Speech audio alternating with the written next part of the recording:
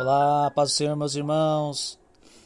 Estamos dando continuidade ao nosso estudo dos livros poéticos. Hoje, lição de número 3, o livro de Jó, monólogo e epílogo. Essa é a parte final da história de Jó, onde veremos 3 momentos marcantes. Primeiro, o homem tentando explicar o sofrimento. Segundo, Deus revelando sua soberania. E terceiro, Jó sendo restaurado. No texto de número 1, nós vamos resumir, entra o jovem Eliú. Texto 1, as palavras de Eliú. Jó, capítulo 32 até o 34. Após os 3 amigos de Jó se calarem, entra em cena um jovem chamado Eliú.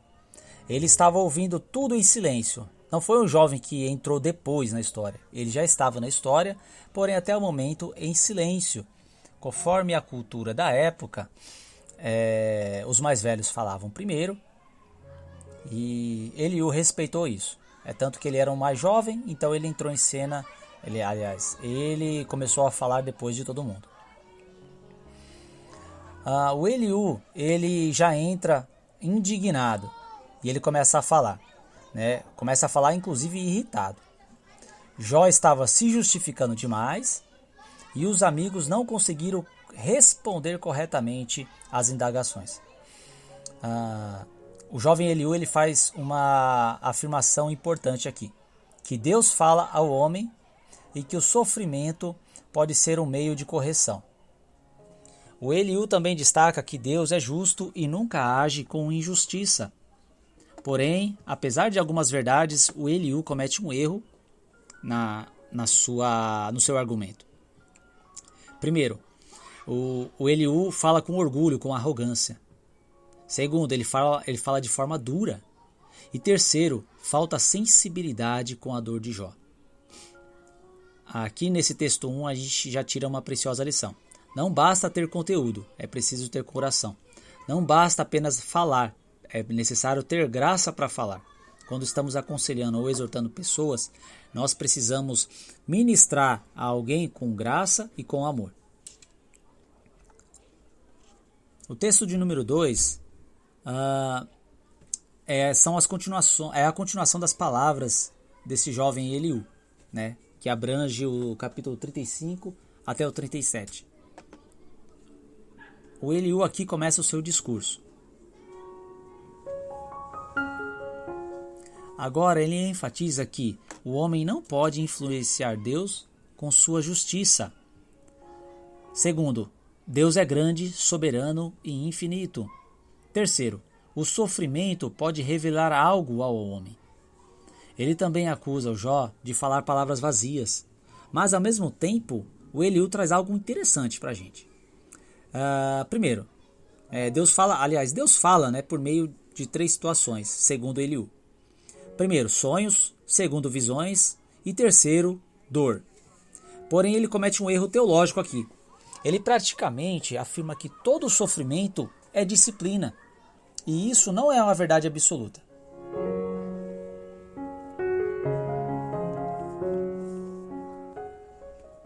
A lição importante daqui é que Deus pode usar o sofrimento, mas nem todo sofrimento vem como castigo.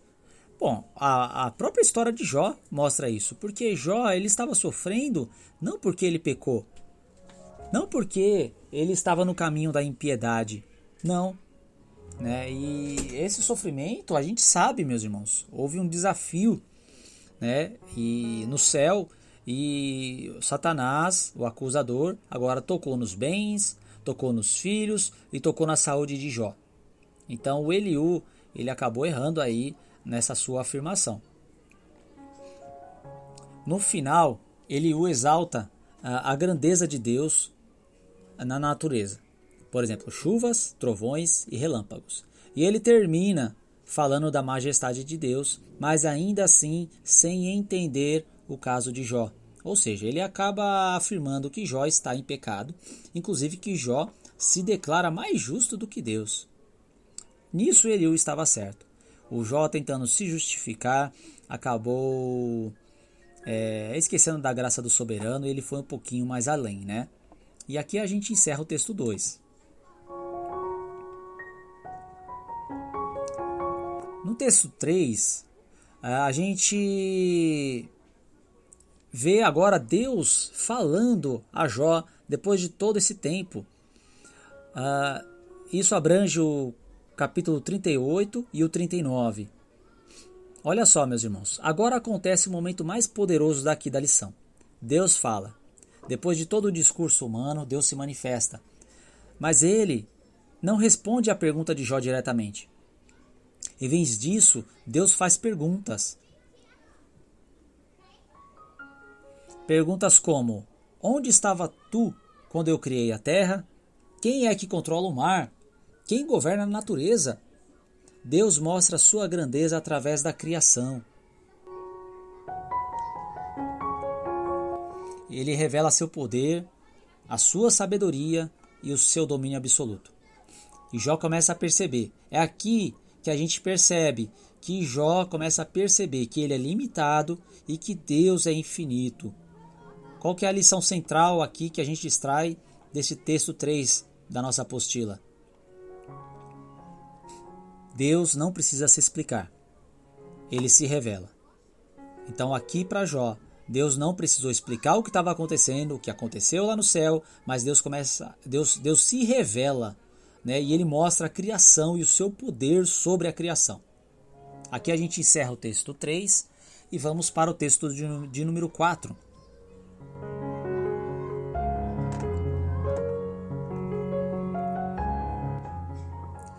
Texto 4, Deus continua o desafio. Jó, capítulo 40 até o 41. Deus continua falando com Jó e agora toca no ponto principal, a autojustiça de Jó, que é aquilo que foi que Eliú disse um pouquinho mais ali atrás, né? No texto 2. Deus pergunta: você vai me condenar para se justificar? Aqui está o problema. O Jó ele está defendendo tanto a sua justiça que acabou questionando a justiça de Deus. Será que Deus estava sendo injusto, então? Então Jó começa a se humilhar logo em seguida. Ele diz: eis que sou vil, não tenho o que responder. Jó, diante do poder do Senhor, né, ele não tem mais o que falar. Esse é o início do arrependimento. Depois Deus fala sobre o Behemote e o Leviatã. Deus fala sobre essas duas criaturas, né, que são criaturas poderosas. Porque Deus traz agora a figura de duas criaturas. Bom, o objetivo é didático, né? Deus ele quer mostrar, se Jó não entende a criação, como entender os planos de Deus? Se o Jó não tinha compreensão de tudo que foi criado, como é que ele poderia compreender os planos do Senhor?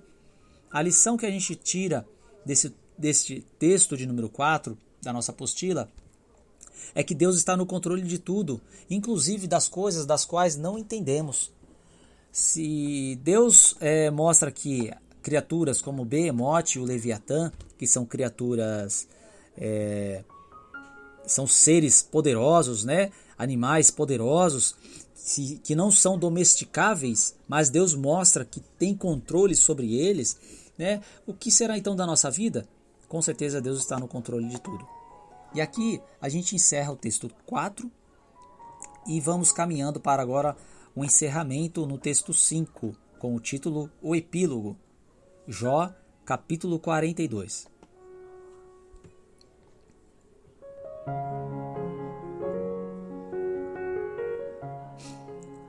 Aqui nós vemos três coisas marcantes nesse texto, né? De Jó, capítulo 42. Primeiro, o arrependimento de Jó. Jó declara: antes eu te conhecia somente de ouvir, mas agora meus olhos te veem. Ele reconhece que falou sem entender, reconhece que Deus é soberano e agora ele se arrepende profundamente. Ainda no capítulo 42, o próprio Deus tem um encontro com os amigos de Jó. Deus repreende os seus amigos. Deus diz que eles falaram coisas erradas a respeito de Jó. Mas algo muito lindo acontece aqui. Jó ora por eles. E isso mostra que o coração de Jó foi restaurado, né? Deus repreende os amigos de Jó. né? Eles acusaram Jó de estar pecando, de estar em pecado, né? E Deus agora corrige os seus amigos. E ainda pede para que Jó interceda pela vida deles. Interessante, né? Jó começa a ser restaurado e Deus muda completamente a situação.